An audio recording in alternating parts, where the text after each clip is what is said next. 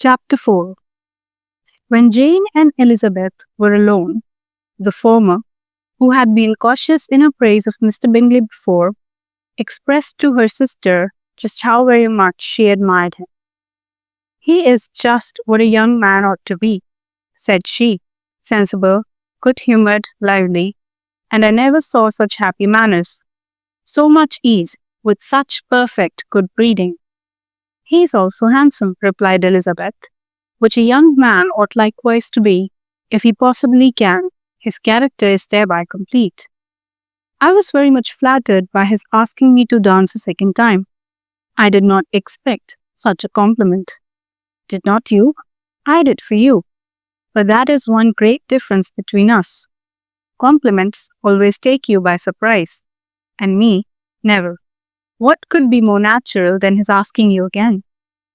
He could not help seeing that you were about 5 times as pretty as every other woman in the room. No thanks to his gallantry for that. Well, he certainly is very agreeable, and I give you leave to like him. You have liked many a stupider person." "Dear Lizzie." "Oh, you're a great deal too apt, to like people in general. You never see a fault in anybody. All the world are good and agreeable in your eyes. I never heard you speak ill of a human being in your life." "I would not wish to be hasty in censuring anyone, but I always speak what I think." "I know you do, and it is that which makes the wonder. With your good sense, to be so honestly blind to the follies and nonsense of others. Affectation of candor is common enough. One meets with it everywhere. But to be candid, without ostentation or design, to take the good of everybody's character and make it still better, and say nothing of the bad, belongs to you alone. And so you like this man's sisters too, do you? Their manners are not equal to his." "Certainly not at first. But they are very pleasing women when you converse with them. Miss Bingley is to live with her brother and keep his house, and I am much mistaken if we shall not find a very charming neighbour in her." Elizabeth listened in silence, but was not convinced. Their behaviour at the assembly had not been calculated to please in general, and with more quickness of observation, and less pliancy of temper than his sister, and with a judgment too unassailed by any attention to herself, she was very little disposed to approve them. They were in fact very fine ladies, not deficient in good humour when they were pleased, nor in the power of making themselves agreeable when they chose it, but proud and conceited.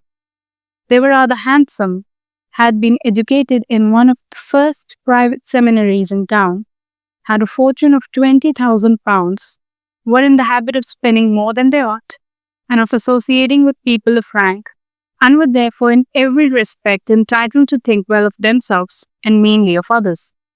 They were of a respectable family in the north of England, a circumstance more deeply impressed on their memories than that their brother's fortune and their own had been acquired by trade. Mr. Bingley inherited property to the amount of nearly £100,000 from his father, who had intended to purchase an estate, but did not live to do it. Mr. Bingley intended it likewise, and sometimes made choice of his county, but as he was now provided with a good house and the liberty of a manor, it was doubtful to many of those who best knew the easiness of his temper whether he might not spend the remainder of his days at Netherfield and leave the next generation to purchase. His sisters were anxious for his having an estate of his own, but though he was now only established as a tenant, Miss Bingley was by no means unwilling to preside at his table. Nor was Mrs. Hurst, who had married a man of more fashion than fortune, less disposed to consider his house as a home when it suited her. Mr. Bingley had not been of age 2 years when he was tempted by an accidental recommendation to look at Netherfield House. He did look at it, and into it for half an hour, was pleased with the situation and the principal rooms, satisfied with what the owner said in its praise, and took it immediately. Between him and Darcy, there was a very steady friendship, in spite of great opposition of character.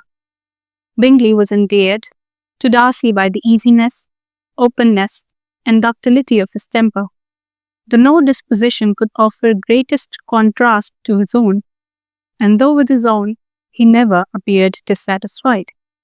On the strength of Darcy's regard, Bingley had the firmest reliance, and of his judgment the highest opinion. In understanding, Darcy was the superior. Bingley was by no means deficient, but Darcy was clever. He was at the same time haughty, reserved, and fastidious, and his manners, though well bred, were not inviting. In that respect, his friend had greatly the advantage. Bingley was sure of being liked wherever he appeared. Darcy was continually giving offence. The manner in which they spoke of the Meryton Assembly was sufficiently characteristic. Bingley had never met with more pleasant people or prettier girls in his life. Everybody had been most kind and attentive to him.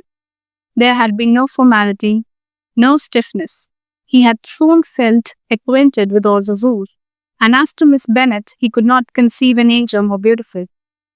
Darcy, on the contrary, had seen a collection of people in whom there was little beauty and no fashion, for none of whom he had felt the smallest interest, and from none received either attention or pleasure. Miss Bennet he acknowledged to be pretty, but she smiled too much. Mrs. Hurst and her sister allowed it to be so, but still they admired her and liked her, and pronounced her to be a sweet girl, and one whom they would not object to know more of. Miss Bennet was therefore established as a sweet girl, and their brother felt authorized by such commendation to think of her as he chose.